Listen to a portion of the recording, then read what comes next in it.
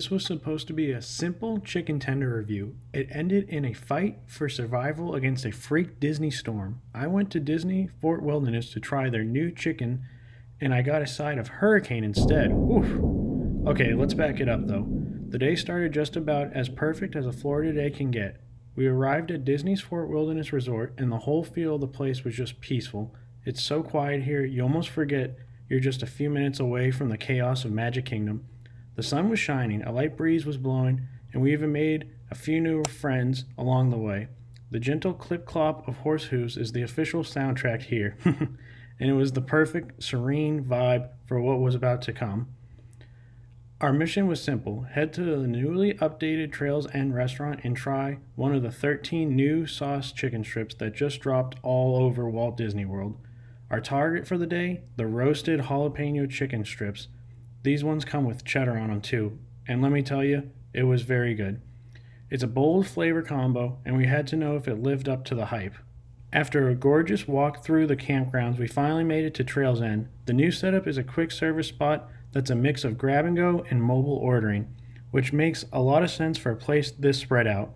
We put in our mobile order and found a nice little spot outside to eat. A few minutes later, our prize was secured. For $12.99, you get a box of strips and a side of fries. We went with the fries because they're just a classic. So first impressions, you might be asking? They looked interesting. The strips were topped with a pile of shredded cheddar cheese and dotted with a slice of roasted jalapeno. But honestly, the cheese wasn't really melted. It was kind of just sitting there. It felt like someone sprinkled it on as an afterthought, which was a little weird. But hey, looks aren't everything, right? It's all about the taste. I picked out the cheesiest looking strip I could find and went for it, and the first bite was actually pretty good. The chicken itself is the classic, reliable Disney strip, which you can't really go wrong with. The jalapenos give it more of a gentle warmth than a real fiery kick, unless you get a direct bite of one of the pepper slices. It kind of got to my nose, but that's fine. I'll always enjoy a nice jalapeno. And while the cheddar adds a nice saltiness, I just kept wishing it was properly melted into a gooey cheesy sauce. It's a really solid, tasty chicken strip, and if you're enjoying this wild little adventure so far, do me a quick favor and hit that subscribe button. Trust me, you won't want to miss what happens next. Because right as I was pondering the unmelted cheese situation, I looked up and noticed the sky was turning a very ominous shade of gray. The gentle breeze from earlier, it was starting to get a little angry, and the happy bird chirps were quickly replaced by a low rumble in the distance. We all gave each other that nervous look that every Floridian knows. We came for a food review, but it was looking more and more like the weather had other ideas. We tried to power through the rest of the review, but it was too late. The first few fat drops of rain started to fall, and then all at once, the sky just completely opened up.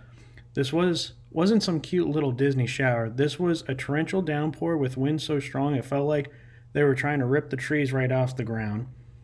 It was chaos, absolute chaos. People were grabbing their kids and their half-eaten food and just sprinting for cover under any little awning they could find. We were scrambling to protect our camera gear from the rain while trying not to let our precious chicken strips get swept away by the wind.